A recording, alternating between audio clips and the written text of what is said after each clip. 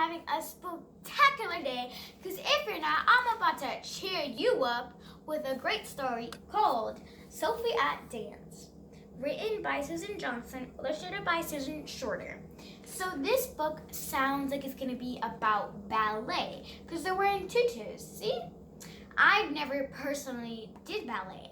How about you guys? Have you ever tried ballet? I haven't. So let's get into it.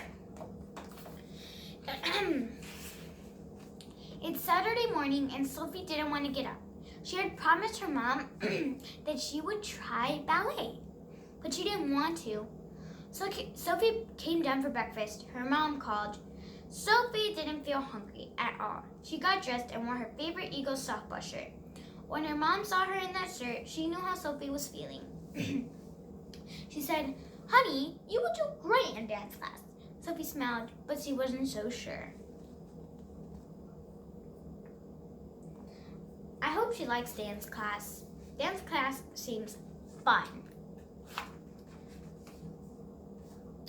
When they arrived at the Starlight Dance Studio, there were several girls already outside. They were all in leotards and tutus. Sofie wanted to get back in the car, but her mother was already at the door and waving at her to come into the studio. Leotards. I know what leotards are. I wore them in gymnastics. But we never wore tutus in gymnastics. I think that's for ballet. I think that's only for ballet.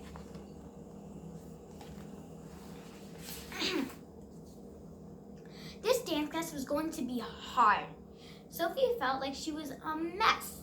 Everyone seemed to know all of the steps and routines. Then she looked to her left and saw Chloe, her friend from the 3rd grade. Chloe looked at Sofie and they realized that they were in the same boat. Chloe and Sofie became best buddies from that day on. So if you don't know what boat means, it means the same situation. So I think they're in the same situation that they don't want to be in dance class. What do you guys think? So I see Sofie trying to do the same thing that Chloe's doing. That must have took lots of practice for Chloe to do. Sofie and Chloe began to spend time with each other before and after class. Their moms didn't mind because they allowed the girls to stay interested in dancing. Chloe was great at remembering the routines of all of the dances. Sofie was better on staying on the rhythm with the tunes. One day, Sofie said, "I will practice the rhythm with you, and you can help me remember the moves." They shook hands and the deal was made. From that day on, every time they had class, Sofie and Chloe spent extra time practicing. It paid off. Sofie learned the routines and Chloe kept up with the rhythm. Now, that is proper practicing. That's how you get really good.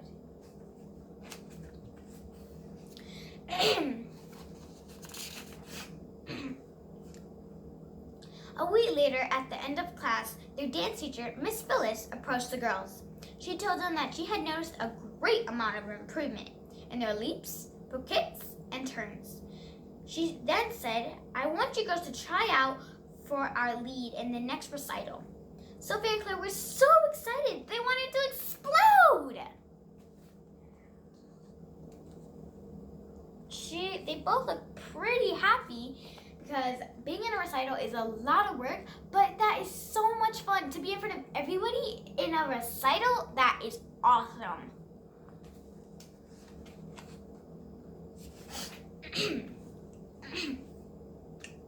As soon as each girl got home, they called each other to chat and celebrate. Sofie was the first to realize the dilemma. She said, "Chloe, there is only one lead role in the dance Miss Phyllis wants us to do." Chloe filled in with the rest are the backup dancers. In Fusion, the girls said, "What are we going to do?" Then they were silent. The girls hung up the phone and agreed to each other for the next practice, which was the day of the tryouts. For 2 days, Sofie worried and she wanted to be the lead dancer in the recital. But Chloe was her best friend and she deserved it too. I think they both deserve it as well because they are both great dancers and they have both been practicing super hard. So I hope both of them get like at least a spot in the recital. The night before the tryouts, Sofie had a hard time going to sleep. Her mom came in and asked her what was wrong. Sofie explained her problem about the dance and her friendship with Chloe. Sofie's mother hugged her and explained that she was good dancer, whether or not she made it to the position of prima ballerina. Sofie's mom reminded her that their teacher will choose the best person for the show. She said, all you need to do is your best, and I love you. Oh no, I don't want Sofie to be worried. I'm sure they will both do great.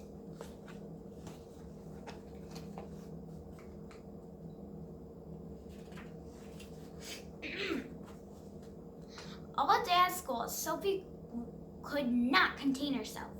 When she got to dance class, Sofie was a bag of nerves. Then she saw Chloe. They smiled and hugged each other. Chloe's name was called first, and the music began to play. Sofie watched her glide across the floor. Wow, she is graceful, Sofie thought. Then the nerves began again. It felt like butterflies were in her stomach. Ugh. As all of the girls in the dance studio applauded, Sofie's name was called next. The sounds of the Tabaki Swan Lake filled the air once more. With every step, move, or twirl of the routine, Sofie felt more comfortable. It was like dancing on the air. Then the song ended and everyone clapped. Chloe was the first to embrace Sofie. They held hands, expecting the announcement of the winner. Suddenly, they realized that they weren't the only dancers in the studio who were trying out. Therefore, 3 more girls performed. They were awesome too. On the other hand, Chloe and Sofie looked confused because they were the youngest two to try out for the lead. Their competition was all in the older dance class. Oh no, that's another dilemma. But the dance teacher would choose whoever is the best for the recital. So I'm sure if they don't get picked, they won't be sad. I mean, they'll be a little sad that they didn't get picked, but they won't be like, oh, I didn't get picked. That's no fair. No, I'm sure they'll be okay with it, but they'll still be a little bit sad too. Sofie and Chloe were both shocked when Miss Phyllis proclaimed that the prima ballerina would be Francisca. The girls began to smile because they knew that Francisca was in the older and more experienced group. And then at the same time, they said Francisca was incredible. After class, Miss Phyllis congratulated Sofie and Chloe. She said that they could both be in the performance. But she added, if they practiced soon, they would be ready for the top spot. The girls looked at each with smiles because they knew that they would eventually get there. See, they're not like, oh, I didn't make it. They were fine with it, but they weren't like super happy that they didn't make it. So they were like fine with it, like I said. But they were still gonna be in the recital. They weren't gonna be at the top spot, but they knew they were gonna make it someday. And I believe they can. The night as Sofie went to bed, she remembered what Miss Phyllis told her. That she could imagine herself as the prima ballerina.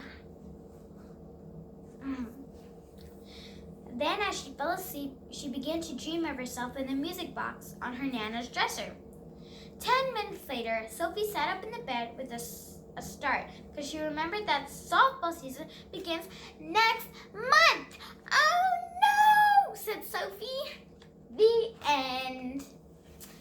Well, I like this book because even though they weren't like perfect at how Sofie wasn't too good at remembering the steps or Chloe wasn't too good at staying on the tune, they practiced and eventually they got it. Like just like basketball, I wasn't so good at my dribble while running. So then I kept practicing and then eventually I got there.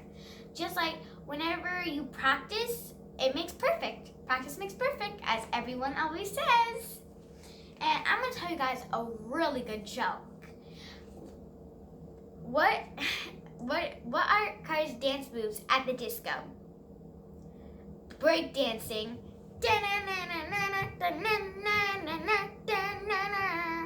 Oh no, I'm breaking out the sprinkler.